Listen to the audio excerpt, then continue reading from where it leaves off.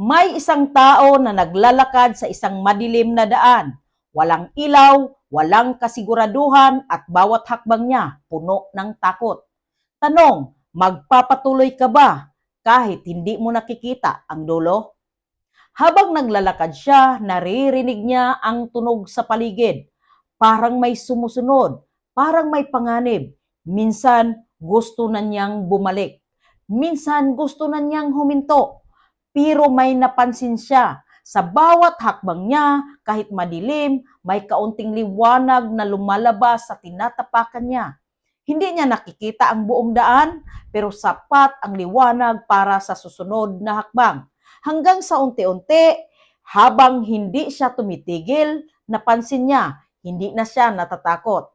Kasi natutunan niyang magtiwala sa bawat hakbang niya. Ganyan din ang buhay ng isang content creator. Sa simula, parang madilim na daan. Walang views, walang engagement, walang kasiguraduhan kung may mangyayari ba. At maraming tanong sa isip mo, may nanonood ba? May patutunguhan ba ito? Kaya ko ba talaga ito? Pero ito ang sikreto. Hindi mo kailangang makita ang buong journey mo. Kailangan mo lang magtiwala sa susunod mong content. Bawat post mo kahit walang views, yan ang liwanag sa daan mo. Bawat video na ginagawa mo, yan ang hakbang papunta sa growth mo. At habang tuloy-tuloy ka, unti-unting lilinaw ang daan mo.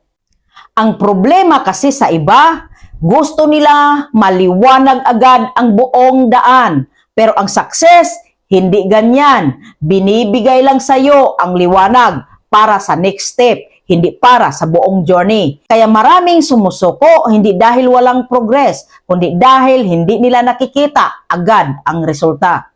Kaya kung ikaw ay nasa madilim na daan ngayon, bilang content creator, huwag kang matakot. Hindi mo kailangang makita ang dulo. Magpatuloy ka lang kasi sa bawat hakbang mo, may liwanag na darating.